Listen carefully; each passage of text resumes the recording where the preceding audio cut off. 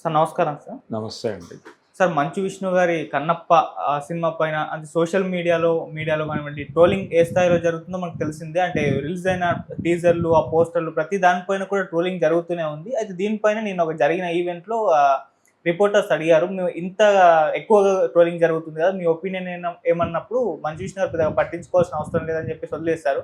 అయితే పక్కనే ఉన్న రఘుబాబు గారు మాట్లాడుతూ, "ఈ సినిమాని ఎవరన్నా ట్రోల్ చేస్తే వాళ్ళకు శివుడి శాపం తగులుతుంది. అంటే ఆ స్థాయిలో అటువంటి కామెంట్స్ అయితే ఆయన చేశారు. అంటే ట్రోలింగ్ చేయొద్దు. ట్రోలింగ్ చేస్తే ఖచ్చితంగా దీనికి మీ మీద ఎఫెక్ట్ పడుతుందని చెప్పారు. ఇప్పుడు దీనిపైన భిన్నాభిప్రాయాలు వ్యక్తమవుతున్నాయి. 'ఆదిపురుష్' సినిమా కూడా ట్రోలింగ్ జరిగింది. అది శ్రీరాముని గురించి తీసిన సినిమా. అది బాగా తీయలేదు కాబట్టి ట్రోల్ చేశారు. ఎందుకు ట్రోలింగ్ చేయకూడదు, బాగా లేకుంటే చేస్తాము అన్నట్టుగా నెటిజన్స్ నుంచి అభిప్రాయాలు వస్తున్నాయి. మరి ఆయన కామెంట్స్‌ని మీరు ఏ విధంగా చూస్తారు సార్? అంటే అదొక భక్తావేశంలో మాట్లాడాడు ఆయన. హ్మ్. అంటే ఆయనకి కనెక్ట్ అయి ఉంటుంది సినిమా. ఎందుకంటే ఆయన పార్టిసిపెంట్ కాబట్టి హ్మ్. ఆయనకి బాగుంది అని అనిపించి ఉండొచ్చు. అది ప్రపంచ అభిప్రాయం కానక్కర్లేదు. ఇప్పుడు ఆ రోజున ఓం రౌత్‌కి కూడా ఆ సినిమా నచ్చింది 'ఆదిపురుష్'. నిజానికి ప్రభాస్‌కి ఆయనకి మధ్య కూడా ఒక డిస్కషన్ జరిగిందని వార్తలు వచ్చినాయి ఆ టైంలో. అంటే ప్రభాసే ఆయన్ని ఒక గదిలోకి తీసుకెళ్ళి కూర్చోబెట్టి మాట్లాడాడు అనేది అప్పుడు వచ్చిన వార్త. నిజానికి 'ఆదిపురుష్' అనేది కొంత తను ఒక వ్యూహం అనుకున్నాడు. రామాయణాన్ని ఈ జనరేషన్ పిల్లలకి కనెక్ట్ చేయటం కోసం వీళ్ళు చూస్తున్నటువంటి రెగ్యులర్ కామిక్స్ టోన్లో దాన్ని అడాప్ట్ చేయాలనుకున్నాడు. అనుకోవటంతో జరిగినటువంటి విధ్వంసం అది. అయితే ఇక్కడ కూడా దాదాపు అలాంటి కార్యక్రమమే ఉంది వ్యూహం. ఓకే. అంటే కన్నప్ప అనే సబ్జెక్ట్ ఎందుకు ఎంచుకున్నారు ఈయన అంటే అటవీ నేపథ్యము, కొంత ఆధ్యాత్మికత రంగరించినటువంటి సబ్జెక్ట్ అది. హ్మ్. దాంట్లో చాలా విషయాలు మాట్లాడవచ్చు.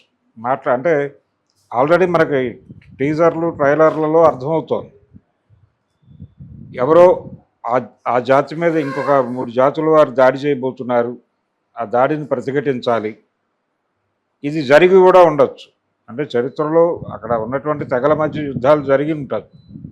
ఆ జరిగినటువంటి యుద్ధాలని కొంచెం బిగ్ స్కేల్లో ఎలివేట్ చేసి ఆ యుద్ధాలని చిత్రీకరించడం ద్వారా అంటే ఇప్పుడు మనకేంటి పాన్ ఇండియా సినిమా అనగానే వేరే లోకంలోకి తీసుకెళ్ళాలి అనేటువంటిది ఒక ఫార్ములాగా మారింది. ఆ వేరే లోకంలోకి తీసుకెళ్ళడానికి ఇక్కడ దారులు ఉన్నాయి ఈ కథలో. అందుకని ఆ దారులు చూశారు వీళ్ళు. అంటే ఎవరికి ఏది కావాలో చూస్తారు ఏ కథలో అయినా. అలా ఈ కథలో ఆ దారులు కనిపించినాయి వీరు.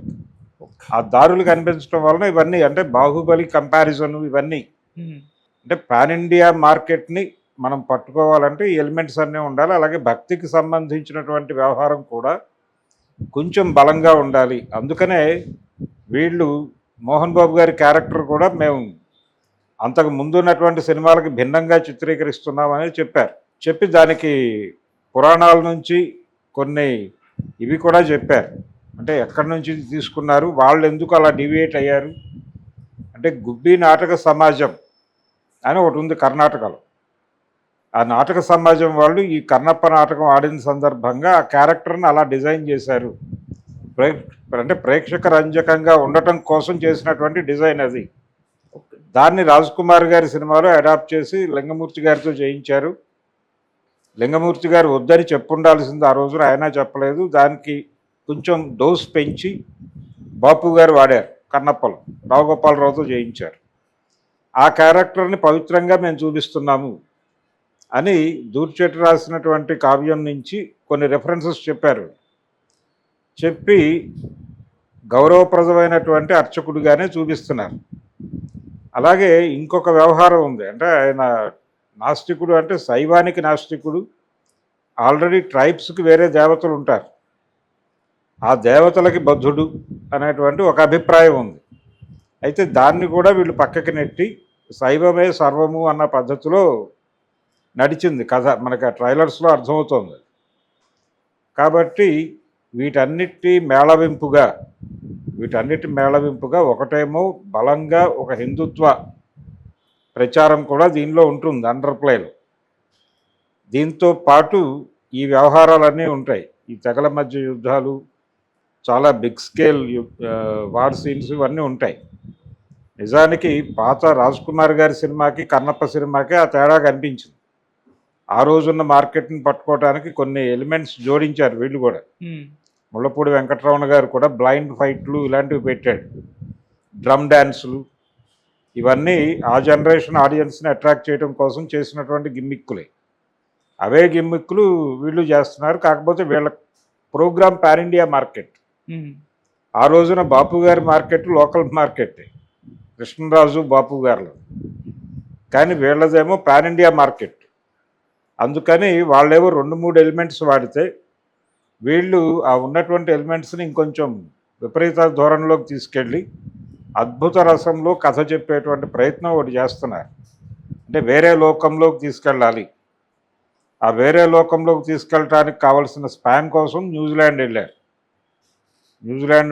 రకరకాల ప్రాంతాల్లో సినిమా నడుస్తుంది, రకరకాల దారుల్లో నడుస్తుంది. ఇంతకుముందు చూసినటువంటి కన్నప్పలు లీలామాత్రంగా గుర్తొస్తాయి తప్ప ఇది వేరే జానర్ సినిమా. ఇది వేరే జానర్లో ఉంటూ ఒక అండర్ ప్లేలో దీనికి సూత్రం ఒకటి ఉండాలి. కాబట్టి ఈ పూసలన్నింటినీ, అంటే వీళ్ళ ఐడియాలన్నింటినీ పూసలు అనుకుంటే ఈ పూసలని గుచ్చడానికి ఒక దారం కావాలి. కాబట్టి కన్నప్ప కథని తీసుకుని దాని మీద ఇప్పుడు మార్కెట్ చేయాలి ఈ సినిమా. అందుకని ఇవన్నీ మాట్లాడుతున్నారు. శాపం తగులుతుంది, శివుడి శాపం తగులుతుంది, ఇవన్నీ దాన్ని కొంచెం జనాల్లోకి బలంగా తీసుకెళ్ళటం. అలాగే వీళ్ళ టీజర్లలో తర్వాత పాటల్లో చూపించినటువంటి శివలింగ ఆకృతి మీద కూడా ఒక చర్చ జరిగింది. దాన్ని కూడా వారు డిఫైన్ చేసుకున్నారు. తర్వాత దీని మీద వస్తున్నటువంటి ట్రోల్స్కి ఆల్రెడీ మంచు విష్ణు రకరకాలుగా సమాధానాలు చెప్పాడు. అంటే తను చాలా ఇంటర్వ్యూస్ ఇచ్చాడు మీడియాలో. అవును. ఆ ఇంటర్వ్యూస్లో తనదైన బాణీలో ఆయన కౌంటర్ చేస్తూ వెళ్ళాడు. మీకు తెలుసా అన్న పద్ధతిలో, కొంచెం ఎదురుదాడి చేసే పద్ధతిలోనే వెళ్ళాడు ఆయన. సో కాన్ఫిడెన్స్ లేకుండా మాట్లాడితే మళ్ళీ ఇబ్బంది అవుతుంది ప్రాజెక్ట్. అందుకని పౌరాణిక ఇతిహాసాలకు సంబంధించిన జ్ఞానం ఎవరి జ్ఞానం వారిదే. ఇంకొక మాట కూడా చెప్పాడు ఆయన, ఎన్టీ రామారావు గారి సినిమాల్లో డైలాగులకి మాయాబజార్లో డైలాగులకి తేడా ఉంటుంది. అంటే మాయాబజార్లో డైలాగులు, మాయాబజార్ కథే కల్పితం, అది వాళ్ళు ఓపెన్గా చెప్పుకున్నారు. మహాభారత పాత్రల్ని తీసుకుని కల్పించినటువంటి ఒక గాథ శశిరేఖా పరిణయము అనేది. ఆ శశిరేఖా పరిణయ గాథ ఆల్రెడీ రంగస్థలం మీద పాపులర్ అయి ఉండటంతో దాన్ని వీళ్ళు సినిమాగా అడాప్ట్ చేసి పింగళ నాగేంద్రరావు గారు దానిలో రకరకాల అంశాలు జోడించాడు. ఈ జోడించిన క్రమంలో అందులో పాత్రలన్నీ సాధారణ భాషే మాట్లాడతాయి. ఇంట్లో ఎలా మాట్లాడుకుంటారో అలాగే ఉంటుంది అందులో. అది ఒక థియరిటికల్ అప్రోచ్. అది వాళ్ళు చెప్పదలుచుకున్న అంశాలు జనానికి బలంగా నాటుకోవడానికి ఆ మార్గం ఎంచుకున్నాడు. అయితే ఇక్కడేమిటి, వీళ్ళు కూడా ఈ జనరేషన్ ఆడియన్స్ని పట్టుకోవటం కోసం ఎక్కడా కూడా అంటే గంభీరమైన సమాసాలు అవి లేకుండా భాషని మామూలు పద్ధతుల్లోనే వాడే ప్రయత్నం చేశామని చెప్పుకున్నాడు. దానికి కంపారిజన్ తీసుకొచ్చాడు ఆయన. ఎన్టీ రామారావు గారు అంటే ఆయన డైరెక్ట్ చేసినటువంటి సినిమాల్లో డైలాగులు భీకరంగా ఉంటాయి. చాలా పెద్ద పెద్ద సమాసాలు వేసి ఒక్కొక్క డైలాగు 7-8 పేజీల డైలాగుల మీద నడుస్తుంది సినిమా. ఆ డైలాగుల మీద నడిచే సినిమా కాదు మాది, మేము ఏదో మామూలు పద్ధతిలో చేసాం, ఈ జనరేషన్ని కనెక్ట్ చేసుకోవడం మా ప్రోగ్రామ్ అని చెప్పాడు ఆయన. ఇది కూడా ఒక పాన్ ఇండియా వ్యూహమే. అంటే తెలుగు పౌరాణికాలు చూసిన వాళ్ళకి ఇది రుచిస్తుందా అనేది కొంచెం జటిలమైన వ్యవహారం. ఇంతకుముందు కన్నప్ప కనెక్ట్ అవ్వడానికి కొన్ని ఎలిమెంట్స్ ఉన్నాయి దానిలో. ఇది కొంచెం చిన్న డీవియేషన్స్ ఉండొచ్చు. ఈ డీవియేషన్స్ కూడా మార్కెట్ కోసం చేసినవే. ఈ మార్కెట్ కోసం చేసినటువంటి డీవియేషన్స్ ఇవన్నీ కూడా రకరకాలుగా జనాలకు కనెక్ట్ అయ్యి ఎవరి పద్ధతిలో వాళ్ళు కామెంట్స్ చేస్తున్నారు సోషల్ మీడియాలో. ఈ కామెంట్సే మీమ్స్ అవుతున్నాయి, ట్రోల్స్ అవుతున్నాయి, రకరకాలుగా మారుతున్నాయి. ఈ మార్పులు చేర్పులు, అలాగే దీనిలో రొమాంటిక్ సీన్స్ కొన్ని బయటకు వచ్చినాయి, ఆ స్టిల్స్ అవి, వాటి మీద కామెంట్స్ చేస్తున్నారు. దానిలో కూడా ఉంది, కన్నప్పలో కూడా డ్యూయెట్లు ఉన్నాయి. కన్నప్పకి ఆకాశం దించాలా, నెలవంక తుంచాలా లాంటి డ్యూయెట్స్ ఉన్నాయి దానిలో కూడా. వాణిశ్రీ గారు హీరోయిన్. అలా ఆ సినిమాలో కూడా కొంత రొమాన్స్ ఉంది, రొమాంటిక్ ఏరియా ఉంది. సో ఇక్కడ కూడా దాన్ని వీళ్ళ పద్ధతిలో వీళ్ళు డిజైన్ చేస్తున్నారు. వీళ్ళ టార్గెట్ వేరు, వీళ్ళ మార్కెట్ వేరు. ఓకే. వీళ్ళ మార్కెట్ నిర్ణయిస్తుంది వీళ్ళు ఏం తీయాలి అనేది. ఆ మార్కెట్ నిర్దేశనలో వీళ్ళు వెళ్తున్నారు. ఓకే. దాన్ని ట్రోల్ చేస్తే శివుడు శాపం తగులుతుందా లేకపోతే ఇంకొకటి శాపం తగులుతుందా అన్నది కాదు ఇక్కడ. అది వాళ్ళు అనుకున్నటువంటి మార్కెట్కి రీచ్ అవ్వకపోతే మార్కెట్ శాపం తగులుతుంది కన్నప్ప సినిమాకి. మార్కెట్ శాపం కొడితే చాలా సఫర్ అవుతారు. శివుడి శాపం కన్నా కూడా మార్కెట్ శాపం పవర్ఫుల్. అందుకని మార్కెట్ శాపం తగలకుండా సినిమాని వాళ్ళు జాగ్రత్తగా రిలీజ్ చేయగలిగితే, అంటే ఒకటి మార్కెట్ని అట్రాక్ట్ చేయాలి, అలాగే దాని మీద ఒక కోర్ ఐడియా ఉంటుంది జనాల మనసుల్లో, దాన్ని డిస్టర్బ్ చేసేదిగా కంటెంట్ ఉండకూడదు. అందుకని పదే పదే ఆదిపురుష్ ప్రస్తావన తీసుకొస్తున్నారు. ఆదిపురుష్లో జరిగింది అదే. ఆయన ఏమి రామాయణాన్ని కించపరచాలనుకుని సినిమా తీయలే. రామాయణాన్ని కామిక్స్ బ్యాచ్కి కనెక్ట్ చేయడం కోసం దీని ఎలిమెంట్స్ని తీసుకెళ్ళి దానిలో జోడించాడు. ఆ జోడింపులో దెబ్బతిన్నాడు ఆయన. ఆ మిక్స్ చేయటం అనే దగ్గర చాలా సిస్టమేటిక్గా వెళ్ళాలి. మాయాబజార్లో వాళ్ళు చాలా జాగ్రత్తలు తీసుకున్నారు. ఏ క్యారెక్టర్ని వాళ్ళు రెడిక్యూల్ చేయరు, చాలా పద్ధతిగా వాళ్ళ థియరీకి అనుగుణంగా నడుపుకుంటూ వెళ్ళిపోయారు. దానికి చాలా అనుభవము కావాలి, అలాగే విపరీతమైన స్టడీ కావాలి. ఆ రెండు ఉండటం వలన వాళ్ళకి సాధ్యమైంది.